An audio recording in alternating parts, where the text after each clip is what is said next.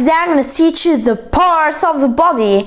Last video I taught you the parts of the face, but in this video I'm going to teach you the whole body. So let's start.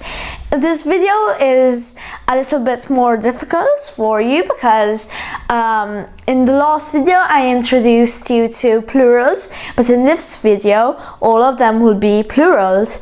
We'll have plurals and it will be a little bit of a challenge, but I'm sure that you'll make it. So let's start.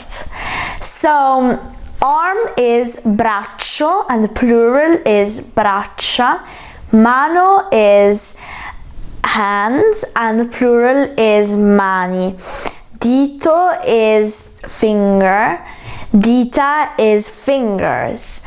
Gamba is leg. Gambe are legs. Piede is foot.